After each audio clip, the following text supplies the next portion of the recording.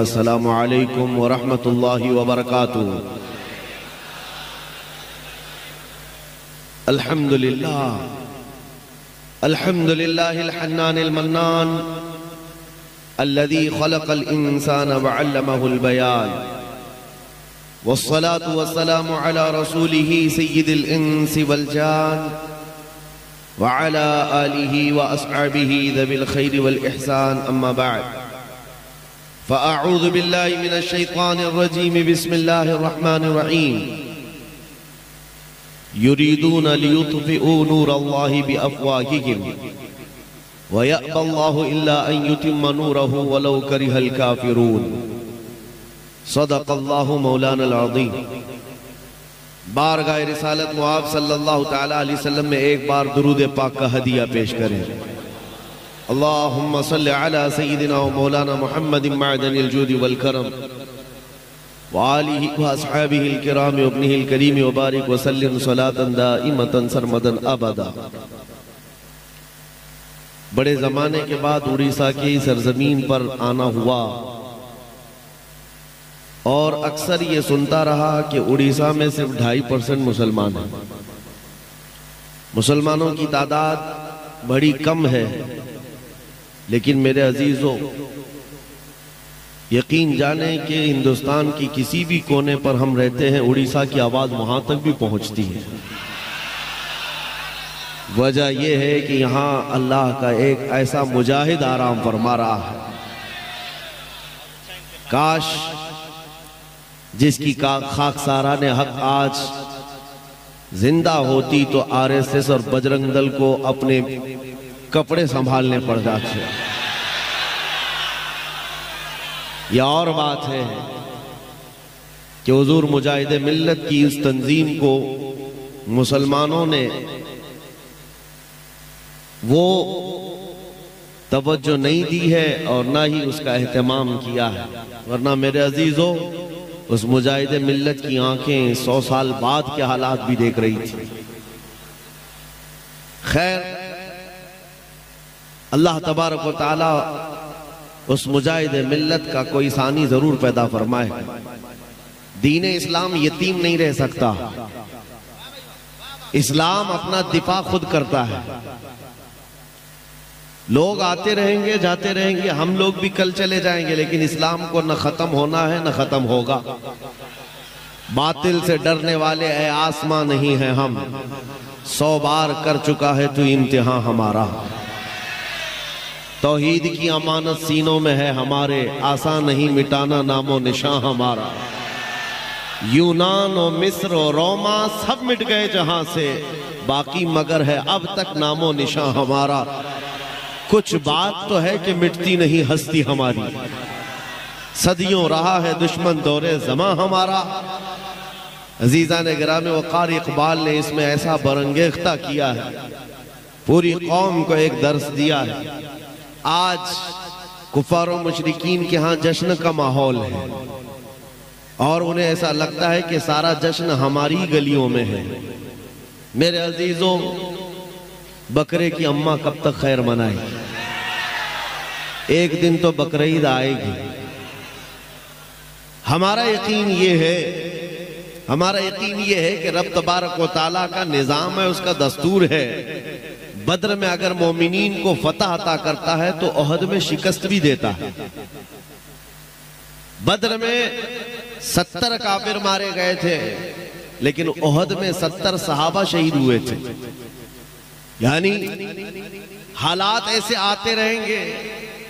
कुछ लोगों के ज़हन में अगर ये बात है कि हमको हर जमाने में उरूज और इर्तिका ही रहना चाहिए, तो ऐसा नहीं है। इम्तिहानात से हमें गुजारा जाएगा। बगदाद, गरनाता, तराबलस, ये सब हालात अगर आप तारीख पढ़े तो कई मर्तबा इनकी ईंट से ईंट बजा दिया गया है, लेकिन रब तबारक व तआला पूरी उजड़ी हुई बस्ती को दोबारा जिंदा करता है। सारी चीजें वहां से खत्म हो जाती हैं, लेकिन मौला फिर उस जमीन को तरोताजा करता है हर दौर में। आज का बगदाद जाकर के देखें, आपको लगता ही नहीं कभी यहां हलाकू आया था। आज के बगदाद को जाकर आप देखेंगे तो लगता ही नहीं कभी चंगेज की फौज यहां पर आई थी। हर गली से मस्जिदों से अजान की आवाज वैसी ही गूंजती है। एक दौर था कि जहां अजान देने वाला बगदाद में कोई नहीं था, सबको सुला दिया गया था, लेकिन आज अजानें कसरत से गूंजती हैं। दौर बदलता जाएगा, ये तारीख है। हमने पढ़ा है कि रब तबारक व तआला बादशाहों को कभी फकीर बनाता है और कभी फकीर को बादशाह भी बनाता है। लिहाजा इस तमहीद के बाद ये जो मैंने मैदान बनाया, एक जुमला अर्ज करता हूं, अल्लामा तौसीफ रजा साहब इसको संभालेंगे, इसलिए कि ये बड़े जिगरे वाले हैं। एक बात मैं कहता हूं, इस जुमले को याद रखें, किसी मस्जिद में बुत के रख देने से मस्जिद बुतकदा कभी नहीं बनते। मस्जिद बुतकदा क्यों? एक रखा है तुमने, काबे में तो 360 रखे थे और फिर भी काबा काबा ही था। ना काबे का तवाफ रुका था, ना काबे का हज रुका था। हाँ, बस बात इतनी है, 360 अंदर बिठाए गए थे। काबे को इंतजार था तो मोहम्मदुर रसूलुल्लाह का। रसूल पाक सल्लल्लाहु तआला अलैहि वसल्लम तशरीफ लाए और अपने पाकीज़ा हाथों से काबे को शिर्क और उसके अंदर मौजूद कुफ्र के सारे आलात से पाक किया। हमारा यकीन है कि रसूलुल्लाह का गुलाम कोई ना कोई आएगा, हमारे मजमे से कभी तो सलाहुद्दीन बेदार होगा और तुम्हारे रखी हुए आलाइशों से पाक करके मस्जिद को मस्जिद बनाकर वहीं से आवाज गूंजेगी, अल्लाहु अकबर, अल्लाहु अकबर। यकीन है कि नहीं उड़ीसा वालों को? यकीन है अपने दीन पर? रात चल रही है ना, वक्त कौन सा है? रात का वक्त। एक भी बंदा मुझे यहां बताए कि सुबह नहीं होने वाली है। हर एक को यकीन है सुबह होगी कि नहीं होगी। जो रब तबारक व तआला अंधेरियों के बाद उजाले लाता है, इसी यकीन के साथ इस जमाने में जियो कि आज उम्मत पर अगर अंधेरियां छाई है तो कल उजाला आएगा। और रब तबारक व तआला इन अंधेरियों से और लगे हुए गहन से साफ फरमाएगा। चांद को भी गहन लगता है ना, और जब चांद को गहन लगता है तो अंधेरा छाता है, चांद साफ नजर नहीं आता, लेकिन वो ज्यादा देर का नहीं होता। गहन जब छट जाता है, चांद अपने आबो ताप के साथ फिर चमकता है। लिहाजा उम्मत मुस्तफा के आज हालात को देख करके बाज लोग यहां नर्वस होते हैं। अब मेरी ड्यूटी इतनी है जलसों में, इसलिए जाता हूं, मेरी ड्यूटी सिर्फ इतनी है कि आपको मैं ये बात बता दूं। एक अधिकारी है बेचारे, उन्होंने कहा कि आप बहुत भड़काते लोगों को, भड़काऊ बयान होता है। मुझे बताना मेरे अजीजों, अगर मैं भड़काया होता तो 200 जलसों को खिताब करके आ रहा, हिंदुस्तान में पता नहीं क्या से क्या हो जाता। हाँ, मैंने उनसे कहा मैं इतना भड़काना चाहता हूं, हमारा नौजवान तुम्हारे नंगेपन को छोड़कर आमिना के लाल के अखलाक में आ जाए। इतना भड़क जाए बस काफी है। हमारा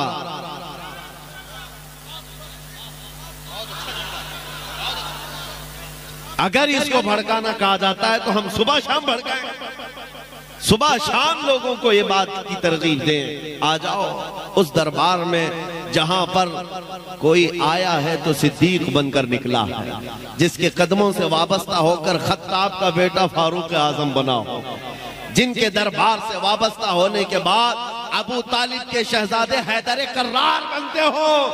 उस दरबार से क्या नहीं मिलता मेरे अजीजों, वहां से क्या नहीं मिलता।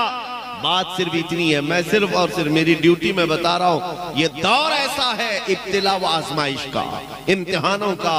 देखना अभी कितने इसमें से निकलते हैं और कितने जमे रहते हैं। अल्लाह तबारक व तआला इम्तिहान देता है। जंगे खंदक में आप तारीख पढ़ेंगे, ये तीसरी बड़ी जंग है इस्लाम में। जंगे खंदक के मौके पर कुफार और मुशरिकीन 12,000 की तादाद में आए थे, जब सहाबा इकराम की तादाद 4,000 से ज्यादा नहीं थी, और महीने भर तक खंदक खोदते रहे। सख्त ठंडियों के दिन थे और फाका कशी ऐसी कि इसी खंदक के खोदने के मौके पर रसूल पाक सल्लल्लाहु अलैहि वसल्लम ने अपने पेट पर पत्थर बांधे थे।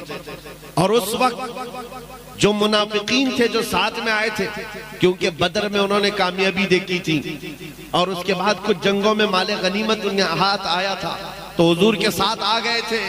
लेकिन जब ये जंग का मैदान सख्त हो गया, कुफार और मुशरिकीन ज्यादा हो गए, तो क्या कहने लगे कि नहीं नहीं, हमारे घर में औरतें अकेली हैं, हमको जाना पड़ेगा। सूरतुल अहज़ाब में पूरा वाक़या मौजूद है। इज़ यक़ूलुल मुनाफ़िक़ून, यहाँ से आयतें शुरू होती, कहते हैं कि हमारे घर में औरतें तन्हा हैं, हमको जाना पड़ेगा। एक एक खसकता रहा, एक एक जाता रहा, और जो डटे रहे, जो जमे रहे, वो सहाबी रसूल थे। ऐसा जमे रहे, मुनाफिकीन वहां से छोड़कर जाने लगे। जंग के हालात सख्त से सख्त बनाए गए थे। रब तबारक व तआला फरमाता है, हुनालिका बतुलियल मुमिनून व ज़ुलज़िलू ज़िलज़ालन शदीदा। ये वो मकाम था जब मोमिनीन को हिला दिया गया था, हिला दिया गया था। आपको पता है साद इब्ने मुआज की नस कट गई थी और उसका खून का फव्वारा हुजूर के चेहरे पर तक आता था जब वो सामने आते थे। लेकिन इन्हीं जख्मों के हालत में वो महीना भर तक खड़े रहे। खाने पानी के लिए उनके यहाँ हालात ऐसे थे कि एक खजूर पर 10 सहाबा गुजारा कर लेते, एक खजूर पर। और एक सहाबी ने भी ये नहीं कहा सामने जो जमात है उस दौर की बीजेपी रही हो, जिनके पास सारे पूंजीपति जमा हो गए, मुशरिकीन के सब कुछ वहां था। अरे रात को जब पकाते थे तो बोटियों की रोटियों की खुशबू इधर भी आती थी, इधर भूखे सहाबा थे। एक सहाबी ने भी नहीं कहा चलो उधर जाकर के खाना खा के आते। मेरे आका सल्लल्लाहु तआला अलैहि वसल्लम ने फरमाया, मुझे अंदाजा है कि तुम्हें भूख की शिद्दत ने परेशान किया होगा। जानते हो सहाबा क्या कहते हैं? आका जब तेज भूख लगती है तो हम आपका चेहरा देखते हैं। जिसके पास रसूल पाक हो तो फिर ना उसे बोटी बुलाती है ना रोटी बुलाती है। सहाबा इकराम का इम्तिहान हुआ, जो मुनाफिकीन छोड़कर जाने वाले थे चले गए। रब तबारक व तआला ने कुरान पाक में फरमाया है कि ना ही उनकी औरतें तन्हा थी, ना ही उनके घर बेछत थे, कुछ नहीं था, बहाना बनाया। और फिर रब तबारक व तआला ने ऐसी आंधी भेजी जिससे कुफार और मुशरिकीन के पैर उखड़ गए, सब बिदक गए उनके जानवर। और ऐसी हालत में वो रफू चक्कर हुए, मैदान से भागते हुए माल सब कुछ छोड़कर। और फिर अल्लाह ताला ने मदीने वालों को फतह मुबीन अता फरमाया, रसूल पाक के सहाबा को वो अजीम फतह अता फरमाई। मैं एक और बात बताता हूँ, महीना भर तक खंदक भी खोदते रहे, महीने भर तक जंग का मुकाबला करते रहे। और उसके बाद जब थके हारे जख्मों से चूर मदीने जा रहे थे, बीच रास्ते में ही जिब्राइल अमीन आए। अर्ज किया, या रसूल अल्लाह सल्लल्लाहु अलैहि वसल्लम, रब तबारक व तआला का हुक्म है कि अपने सहाबा को लेकर बनु नुज़ैर के मुकाबिल में चले, एक और जंग में जाना है। मदीने पहुंचे नहीं, 5 किलोमीटर का फासला है सिर्फ खंदक के मकाम से लेकर मदीना। अभी बीच रास्ते में जिब्राइल अमीन आए, हुजूर से कहा कि यहाँ से रब ताला फरमाता है बनु नुज़ैर के मुकाबिल में आप जंग में चले। हुजूर पाक सल्लल्लाहु अलैहि वसल्लम रुक गए, सहाबा को देखा जख्मों से चूर चूर हैं, कपड़े फटे हुए हैं, किसका हाथ रस रहा है खून से, किसी का पैर। हज़रत अबू हुरैरा ने इसको बाद में बयान फरमाया है कि सहाबा कहते थे उस वक्त सबके नाखून उखड़ गए थे। ये सारी चीजें मौजूद थी सहाबा के अंदर।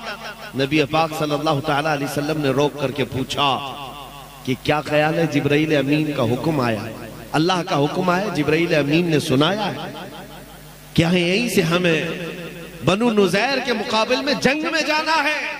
सहाबा ये तो कहते हैं कि या रसूल अल्लाह महीने भर तो खंदक खोदते रहे, महीने भर उनका मुकाबला करते रहे, जरा बीवी बच्चों से तो मिल के आए, जख्म पट्टी तो करके आए, मरहम पट्टी करके आए, खा पी करके आराम करके आए, फिर दूसरी जंग में जाएंगे। नहीं मेरे अजीजों, सहाबा से जब रसूल पाक ने फरमाया तुम्हारा क्या ख्याल है, हर सहाबी कहता है या रसूल अल्लाह देर किस बात की, चले अभी यहीं से चलते हैं, यहीं से चलते हैं। मैंने यही पूछा उन सहाबा से, क्या जख्मों का दर्द नहीं होता था? घर से दूर और जुदाई का ये गम नहीं सताता था? घरों को तन्हा मदीने में छोड़कर नबी पाक सल्लल्लाहु तआला अलैहि वसल्लम के साथ महीनों गुजारते थे, कोई तकलीफ नहीं होती थी। तो सहाबा का ये नारा है आज के मुसलमानों के लिए मेरे अजीजों, हर सितम हर मुसीबत का वारा है, या रसूल अल्लाह बस तुम कह दो कि तू हमारा। बस आज का दौर वही है कि आंधियां आई है, हुनालिक इब्तुलियल मुमिनून वज़ुलज़िलू ज़िलज़ालन शदीदा। रब ताला फरमाता है मोमिनीन को आजमाइश में डाल दिया गया था, हिला दिया गया था। आज का दौर आजमाइश का है। कैसे? सत्ता, हुकूमत, ताकत उन जालिमों को दिया गया है जो तुम्हारे खून के प्यासे हैं, तुम्हारी मस्जिदों, माबदों, खानकाहों के दुश्मन है। और उनका देख करके जब पावर सब इनके पास है तो बाज जुब्बा टोपी वाले भी उधर निकल गए। याद रखो, ये वही मुनाफिकीन है जो हर जमाने में धोखा देते रहे। और रब तबारक व तआला उम्मत की सफाई के लिए, कचरे से इसको साफ करने के लिए हालात पैदा फरमाता है। छटेंगे मुनाफिकीन। और अब तुम्हारा शुमार किस में होता है वो देख लेना। हाँ, किसकी जय पुकारते हो, किसका पट्टा गले में डालते हो।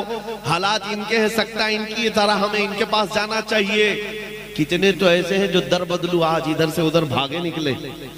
किधर जहां पावर देखा वहां भागते रहे। हजरत के वो सूबे में तो हाल ये है जिसकी हुकूमत होती है गाड़ियों पे उसी के झंडे लगते हैं। सब जगह वही पर चलता रहता है। हमने किसी से पूछा कि भाई ये झंडे भी बदल गए, नाम भी बदल गया, क्या बात है? कहा जिसका पावर है, जिसकी हुकूमत है उसके साथ चलने में फायदा है। ऐ मुसलमानों, मैं कहता हूँ दुनिया ने हमें यह सिखाया है जिसकी हुकूमत होती है उसके साथ चलने में फायदा है। बरेली का ताजु शरिया कहता है जहां में उनकी चलती है वो दम में क्या से क्या कर दे, जमीन को आसमां कर दे, सुरैया को सरा कर दे।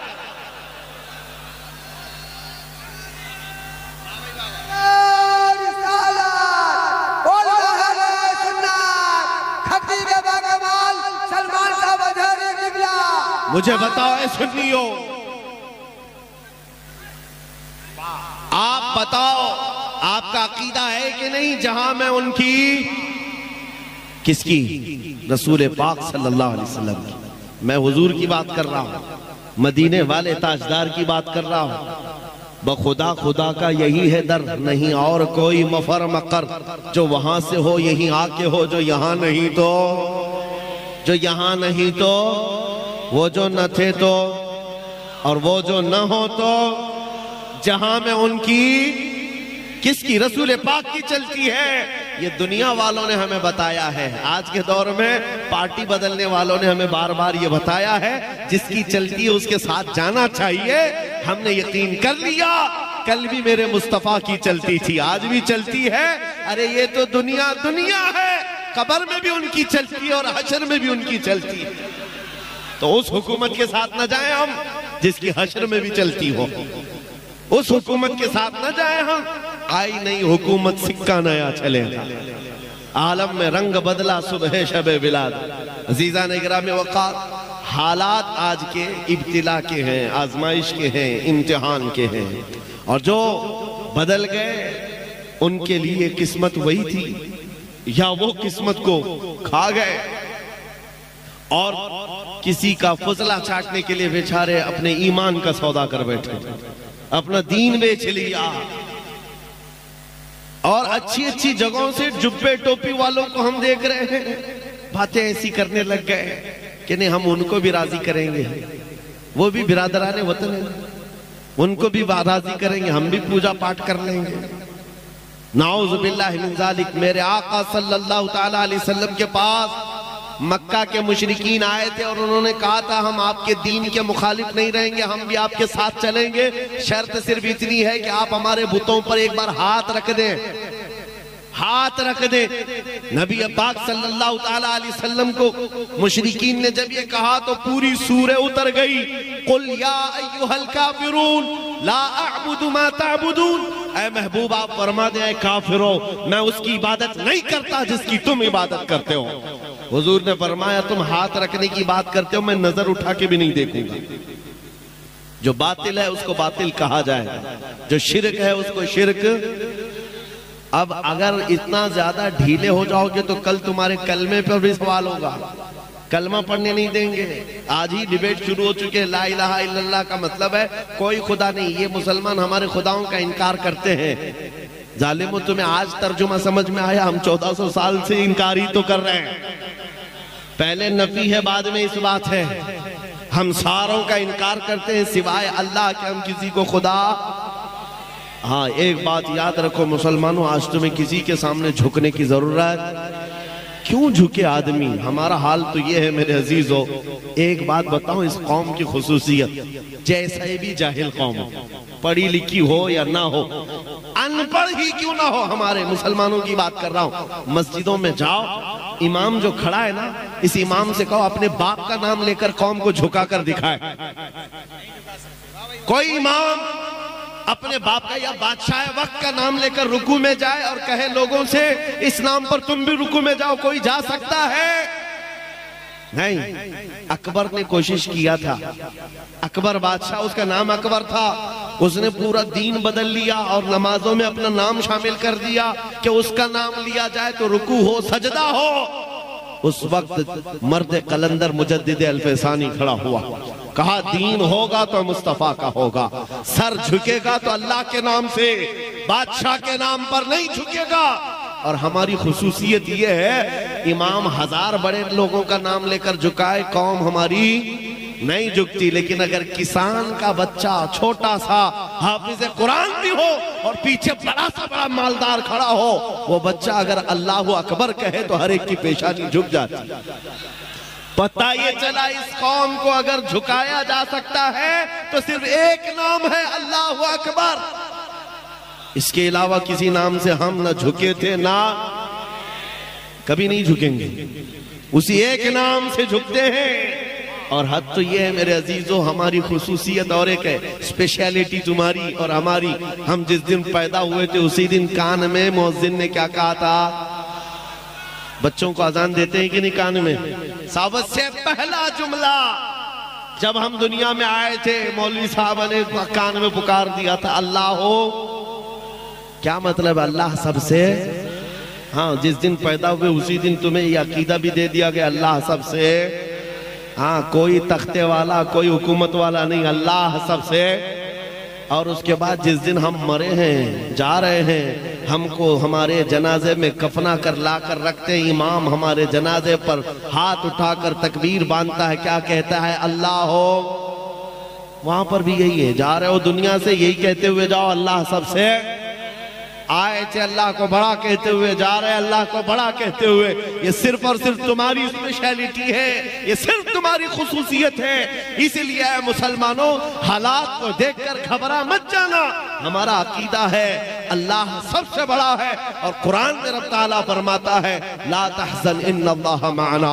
रसूलुल्लाह ने सिद्दीक़ अकबर को यह तलकीन किया था जब गारे सौर